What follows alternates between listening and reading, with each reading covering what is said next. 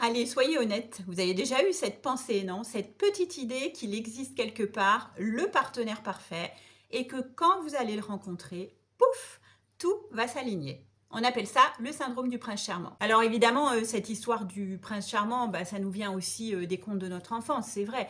Mais il y a des femmes qui n'arrivent pas à lâcher ce rêve du prince charmant et qui n'arrivent pas à se mettre en couple malgré un désir important de le faire.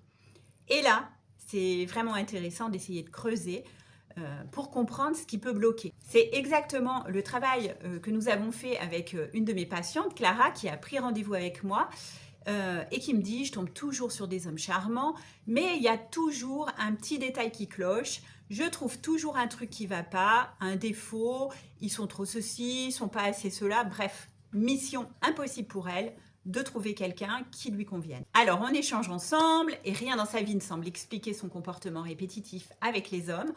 On explore donc l'histoire familiale, on parle de sa famille pour voir si ce blocage ne viendrait pas du transgénérationnel. Et c'est là qu'elle évoque son arrière-grand-père, Pierre, mort à la guerre de 14 dans la Marne. Son arrière-grand-mère s'est retrouvée veuve à 20 ans, elle était enceinte et elle a porté le deuil toute sa vie de son grand amour perdu. Sa grand-mère parlait de cet homme avec des étoiles plein les yeux et ce discours a été transmis à ma cliente. Euh, Elle parlait de cet homme beau, courageux, qui écrivait des lettres enflammées à sa femme. Il est devenu en quelque sorte un héros inégalable. La grand-mère s'est mariée avec un autre homme qu'elle trouvait terne, sans envergure. La mère de Clara s'est aussi mariée à un homme pour qui elle n'avait pas tellement d'admiration.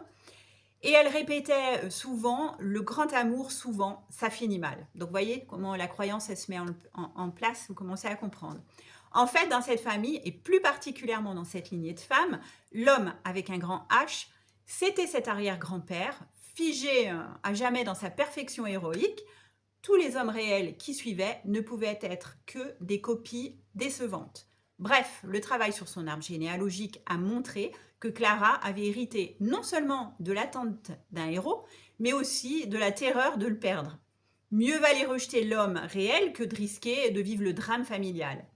Et en même temps, le vrai amour, c'était forcément une histoire tragique. Alors, un travail en constellation familiale a permis de redonner sa juste place à chacun, de remettre de l'ordre, et ça lui a permis par la suite un vrai déclic. Elle a pu rencontrer quelqu'un avec qui elle vit maintenant une belle histoire.